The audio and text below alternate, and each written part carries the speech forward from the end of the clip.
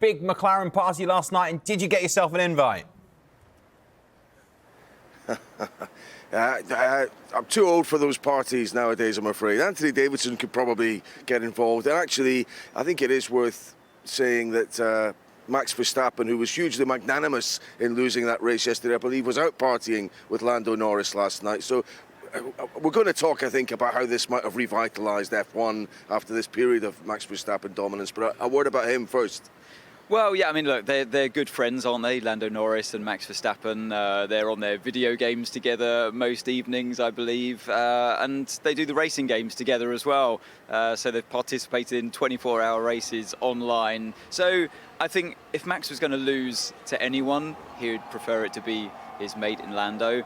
And he's leading the championship by miles anyway, so he could afford to lose this one. But Max drove his heart out. He even made a mistake through a chicane in 14-15, drove off the track, hit the bollard, broke a bit of the diffuser. A rare mistake for Max, you'd have to say, these days. And it just goes to show the pace and the threat that McLaren had, particularly with Lando Norris. Well, let's not write the championship off yet, because we're only at the first quarter. And let's be honest here. Lando Norris had the pace to win that race. Max Verstappen himself said, I cannot match the lap times that Norris was doing. So what does that mean? Does that mean finally that the pack have closed up on Red Bull? I saw, particularly this weekend, that the upgrades that Mercedes bought, the upgrades that McLaren bought, everyone seems to be homing in on where they need to be to catch Red Bull. Red Bull bought their upgrades earlier on, I think for China. So this race, it was like, it leveled out again in terms of the upgrades between McLaren and Red Bull. And this is a serious upgrade on McLaren's side.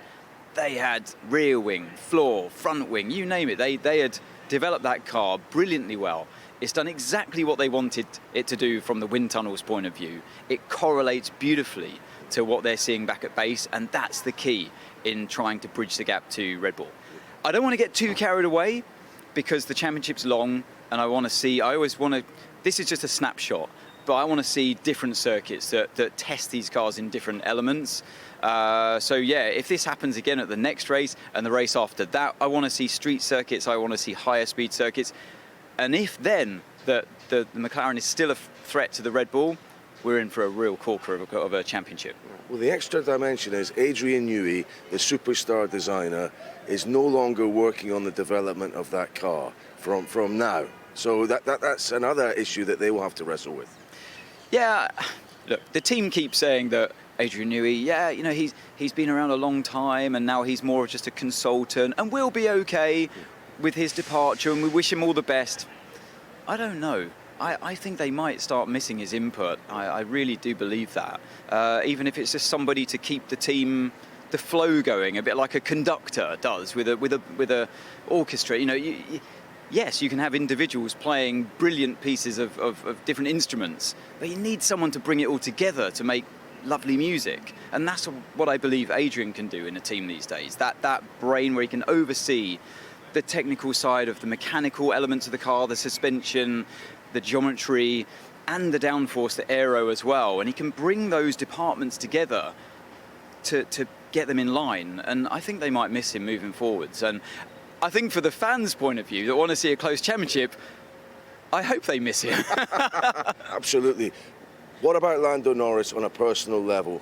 110 starts, 15 podiums, the most in F1 without a win. And as a result of that, he was getting this jibes of being a choker. How satisfying will it be for him to answer that? I never doubted him. Just for the record, I never doubted him. I always saw the talent he had. And of course, he came incredibly close a couple of times. And it was disappointing for him to see his teammate, albeit a sprint race last year in Qatar, take victory there with Piastri. It proves that the team are there. They're knocking on the door. And yesterday they delivered, and Lando delivered. And the team always said they believed in him too. Give him the opportunity. He will win races. He can be a world champion. And Max agrees as well.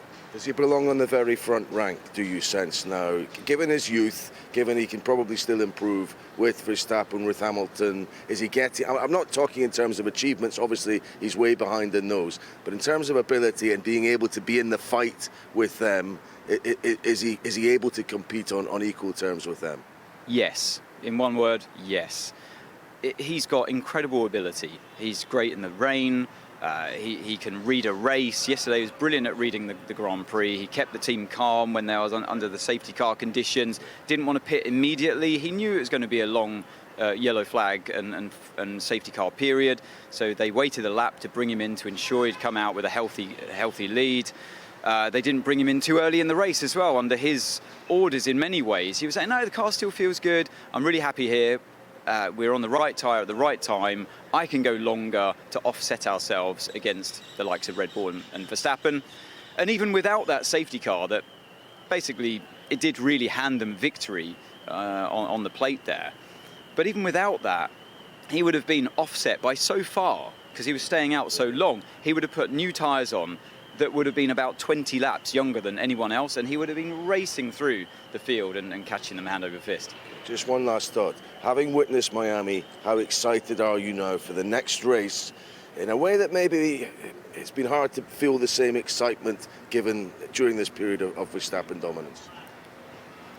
There's a high chance that in the next race, the Red Bull might come back, might bounce back strong. This was a sprint weekend. The team had very limited time to work on the cars in between the sessions. So there's a very high chance that he might bounce back. A bit like when he came to Suzuka and went, this is where I'm at, this is where the car's at, after a disappointing race before in Melbourne, where they had a DNF, of course, and didn't really show that same pace. I just don't want to speak too soon, because I know what Max and Red Bull are capable of. Okay. Anthony Davidson governing his emotions. I can't govern mine. I'm really excited again. I think this season is back on, and I can't wait to see what Lando Norris does next.